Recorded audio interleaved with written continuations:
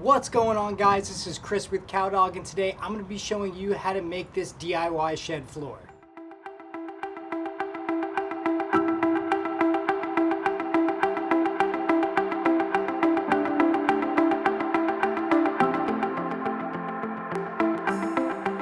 To get started, the lumber for this floor is going to consist of 3 8-foot 2x4s, 3 10-foot 2x4s, and a full sheet of 3/4 inch plywood. Now this is a trick that I use to be able to get the inside measurements of a whole bunch of different things. Anything from drawers and carcass openings to something like this, a shed floor. So I'm going to take these two pieces of scrap. As I line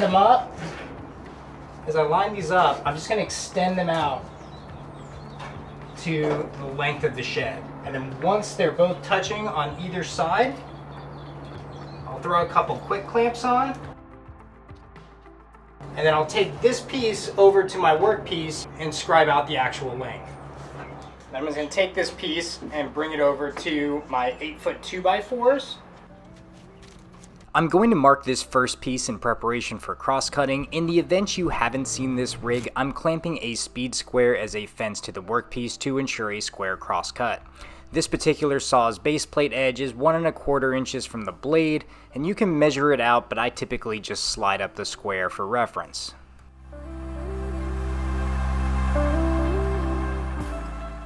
This is actually the ultimate length of my shed. The problem is that I'm going to have a joist that caps off the front and the back, so I need to be able to subtract 2 thicknesses of a scrap piece in order to come up with the actual length that I need.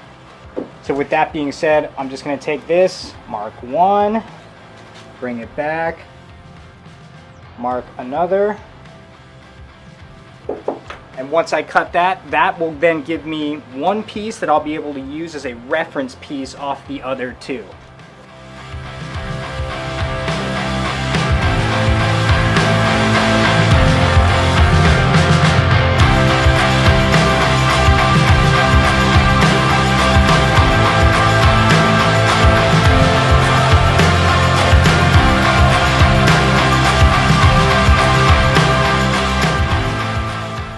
And here I'm just repeating that inside measurement trick in order to get the width of the shed.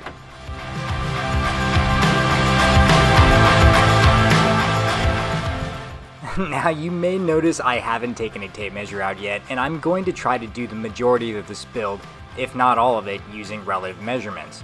This not only takes a lot of the math and therefore the margin for error out of the equation, but allows you to be able to suit whatever design you need to accommodate. The joist will get pocket holes drilled to ultimately be attached to the front and rear ledgers. I want to make sure that I nail the exact middle of this ledger in order to line up my joist to that point. So what I'm going to do is I'm going to take this straight edge and mark in 12 inches from either side.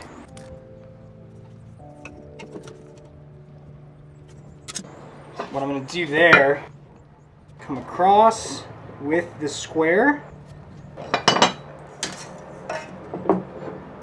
and then using my straight edge, I'm going to basically line up the corners, the opposing corners of that box that I've created. And that should give me this point here in the middle, which is the center of the board. So just to double check, we're basically in between 17 and 5/16 and 17 and 3/8. That's the thickness of the marker. And exactly the same on the other side. Perfect. And here's just a better angle in case you had a little bit of trouble following along there.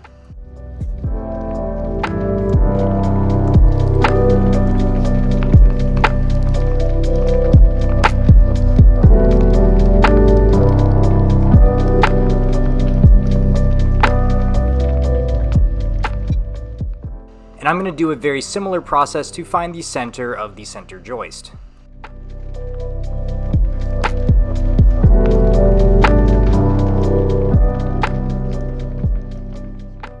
These clamping squares are pretty handy. Just make sure that you have them clamped to the outside, otherwise it's going to be a fair bit difficult for you to get your pocket screws in.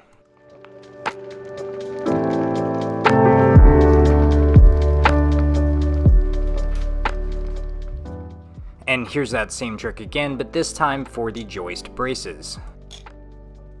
Now the joist braces will be spaced 16 inches apart. I'm not an engineer building this to any particular code, and that might make this a bit of overkill, so I definitely recommend doing a bit of research on weight tolerances and distribution before figuring out brace spacing.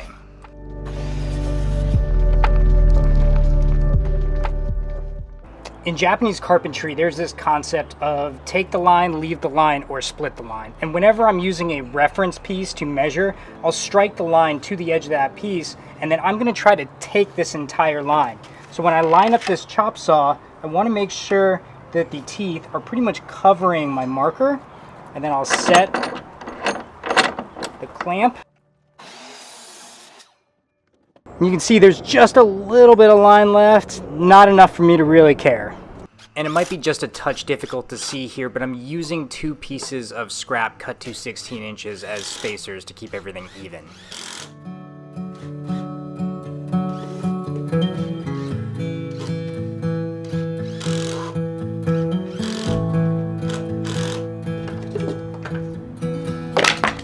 So for the most part, the frame of the floor is all good to go. There are a couple of these joist braces that are sitting a little bit too proud of the center.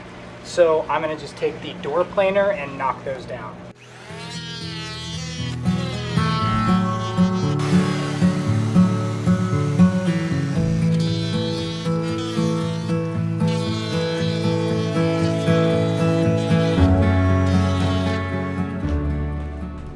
Now this is where your order of operations might need to differ from mine. If I had a time machine, I'd go back and screw the plywood on first, trim, and then remove the plywood so that the substrate can be put in the shed, and then the plywood can be attached with the construction adhesive and screws after. The way I did it made this a fair bit cumbersome on the install, but we'll cover that a bit later. And here I'm using a Festool track saw track as a fence to trim the excess plywood off and thoroughly upset a bunch of grouchy folks on the internet. If you don't have a track saw track, it's no worries. In a moment, I'll use a piece of plywood and some double stick tape to do the exact same thing.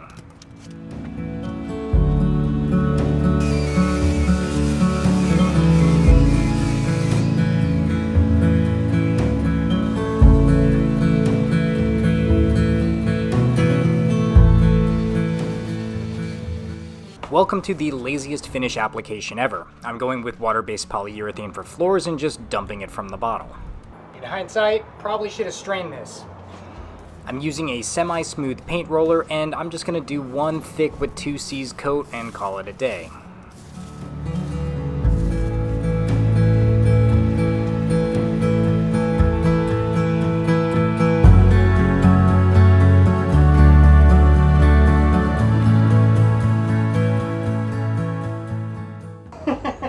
What do you think? We put it in like sideways and kind of yeah, slide it? Twerk it, and then, yeah, like we'll put it in the corner. Now, as I said before, I should have installed the top after it was in the shed already, but with some help from my neighbor and a little shimmying, we somehow got it to settle just right. How's that look? It's a little off, isn't it? Yeah, it is. Is it? Or is it? I can't tell. I think it is. It looks like it's on. So it is? Excellent. So South Florida is notorious for having little critters and bugs and all kinds of things that are going to get in here and possibly nest and just create a whole bunch of issues. So I'm going to use some of this great stuff, insulating foam sealant, for this large gap that's along the sides of the corrugated steel here, and try to just fill that crack to keep things from coming in.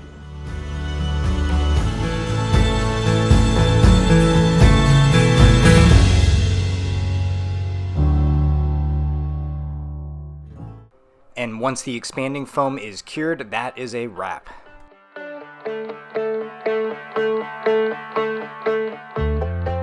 So this project is finished. The great stuff came out pretty well for the most part. There was a little bit extra. This stuff expands a fair bit. I miscalculated on this side when I started originally spraying, and it expanded a little bit up the wall. Off camera, I just cut that out with a razor blade and used a scraper to get some of the excess off. This is going to be the start of a series of shop upgrades. If you're familiar with a lot of my work, you know that I worked in a very small, cramped space. It's a one-car garage. It's just starting to feel a little bit too compressed and claustrophobic in there. So I'm gonna be moving my lumber storage here in the shed, as well as paint, finishes, things that I can keep out of the way, just to try to free up my walls and my walk spaces. Stay tuned, I'm gonna be doing a lumber rack that is specific to this shed. And in the future, I'm looking to be able to do a very nice wall-mounted hand tool cabinet. Thanks for watching, and as always, see you next time here at Cowdog Craftworks.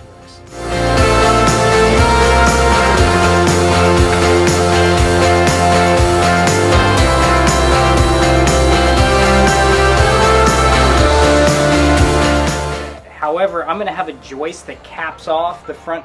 Mother